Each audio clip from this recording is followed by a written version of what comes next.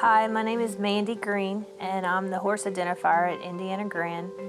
When the horse comes to me, the first thing I do is I look at the color to make sure that it's the correct color. And then the second thing I do is I look at the tattoo, and I make sure the tattoo is correct. And then I look at the markings. And I have to do that to each horse, and typically there's 10 horses in each race, and then we normally have 9 to 10 races a day. So I look at probably over 100 head of horses a day, because a lot of horses look very similar. And I had one the other day. The guy, he accidentally brought the wrong horse up. And you're talking like it said median cowlick eye level. Well, it was, but it was kind of slightly to the left. It said it was a bay, but it was really a dark bay. And horses change colors too, so when that foal was registered, he might have been a bay, and now he's a dark bay or a brown. Horses change colors so much, especially a gray. You know, a horse that's a roan might be a chestnut as a foal, and then it might come to the paddock and be completely white. But when you're identifying a horse and you're trying to figure out if that is the right horse, those little markings make such a big difference. They really do. I mean, that's why it's so important to mark those markings, especially on a dark horse that doesn't have any markings, and especially on a gray horse, because they change color so much.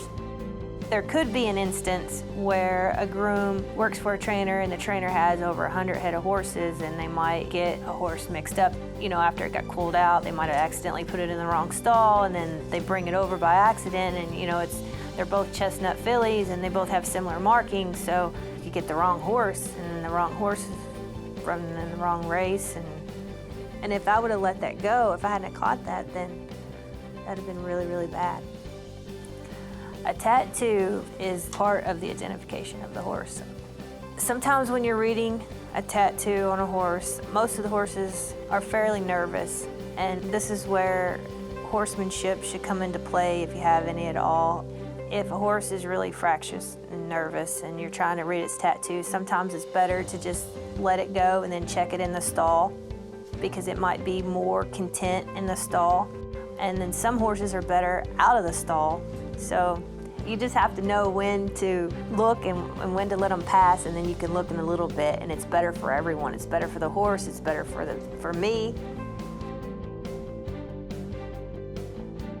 A typical morning for me, I do a lot of tattooing here at Indiana. So I will come in the morning, grab the papers, head out to the backside, and start identifying horses to tattoo. I come back into the office after I finish, and I'll do the paperwork on all of the horses that I've tattooed, as well as the paperwork that I have as the identifier. It's quite a bit of paperwork. Starting January 1st, they're supposed to be all microchipped, and that will be the new way to identify the horse. This is going to be a huge change for the thoroughbred industry, because they've done tattoos and full papers for so long. So you'll have digital tattoos, and then you'll also have your digital full papers. So they're not going to issue papers in your hand anymore. They will all be on the tablet. So I can pull up a horse on my tablet and look at it and then read it, scan its microchip.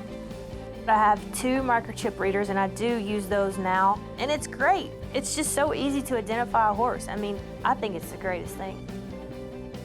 I like my job. It's a lot. It keeps me very, very busy, you know, with the paperwork and then the tattooing, and then just being the identifier in general, ownerships and transfers, and you have to back the papers after they win and back the papers when they get claimed, and it's quite a bit of paperwork.